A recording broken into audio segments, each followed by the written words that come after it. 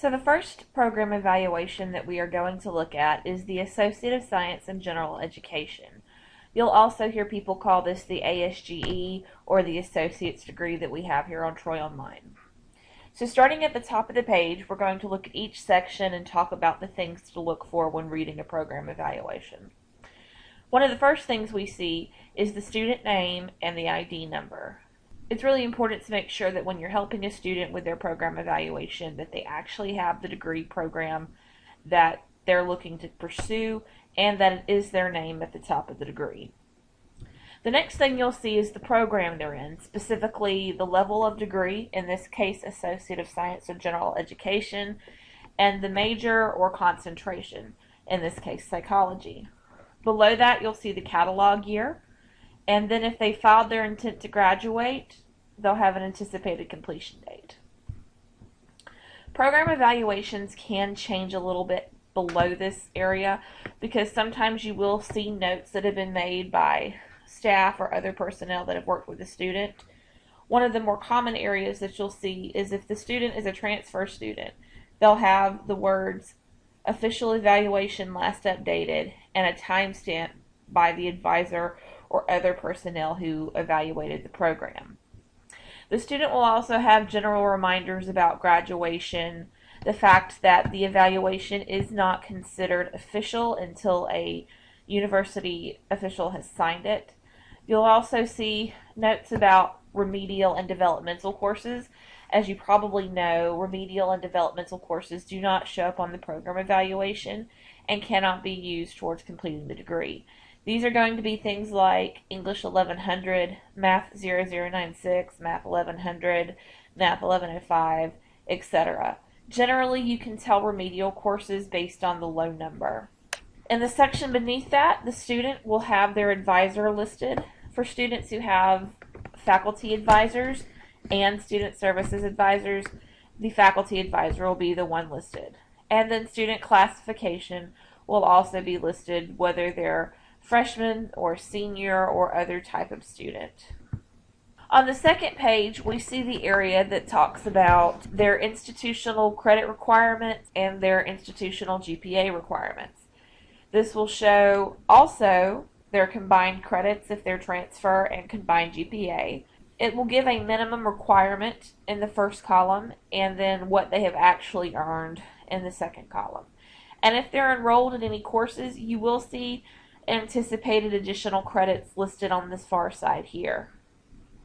Beneath that, you can see that there are various statuses that can be applied towards the degree program.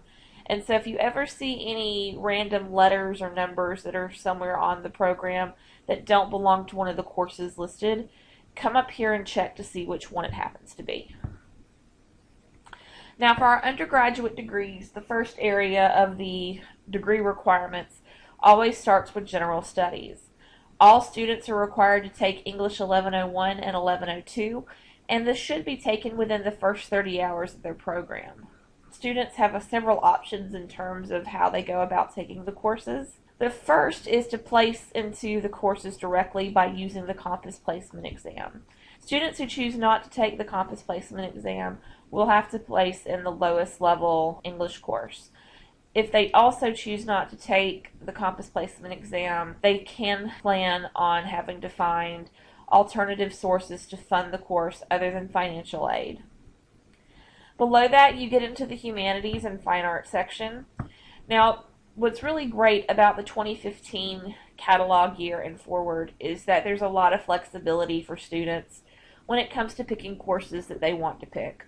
So when you see humanities and fine arts, this can be anything including art, music, theater, film, or other fine arts areas.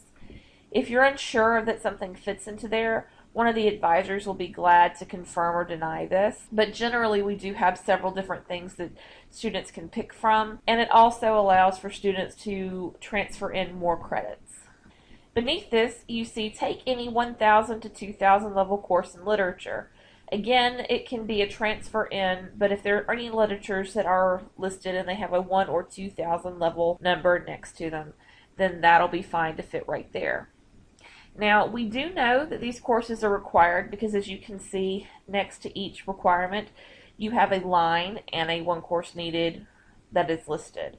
As students begin to fill up these requirements, you'll see that the one course needed gets removed. Below that, we see Area 3, Math. For this particular degree, they ask that the student take either Math 1110 or Math 1112. My recommendation is always see what goals that they have in the future when choosing the math, because while many of the programs do allow for Math 1110, which is finite mathematics, there are some programs that specifically require the pre-calculus algebra. A C is required in order to successfully complete this course, like the English. And also like the English, students have to either place into the course or take any of the remedial work to get into it.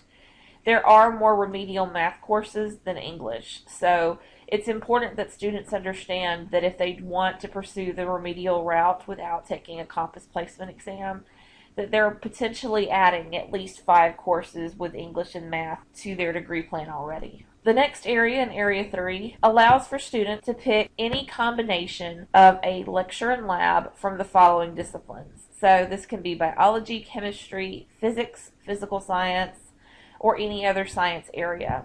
What we see a lot is students will transfer in astronomy and other types of sciences under the other sciences label. But for our online students and for our global campus students, we do have several different options they can take. Most of our students will choose to take biology at this level because it is a good transfer onto their bachelor's if they choose to pursue it further. This gets us into Area 4. We start out with history, and this can be any 1 or 2,000 level history. We know that traditionally we've only had 1,000 level history courses for the general studies area, but there have been introductions of a couple of new courses into the curriculum that students can choose from. Area 5 is major requirements for general studies. So most general studies programs tend to be very similar in this regard. They want you to take IS 2241, which is Computer Concepts and Applications, and Troy 1101, University Orientation. Almost every general studies course is offered every term, so students have plenty of opportunity to get those out of the way. Many of the programs do encourage students to get the English and math out of the way as quickly as possible, because these are concepts that are used in various concentrations and majors. Do keep in mind that while general studies tend to remain similar from program to program, there are some programs that do require more specified curriculum requirements, so students may differ a little bit. For the ASGE degree, the next area is the concentration. And so the concentration can be viewed as though it's a minor because there are 18 credit hours needed in that area, and you will see what the requirements are based on what's listed. So there's a few areas I want us to pay attention to in the concentration area. The first is you've got the GPA achieved / needed. So next to that, you see that the GPA achieved is none, and the needed GPA is a 2.0. What this tells us is that in the concentration, a student has to have a minimum of a 2.0 in order to be considered completed with that area once all coursework has been completed. There's also an institutional credit requirement down here. We have, again, credits earned, credits anticipated, and credits required.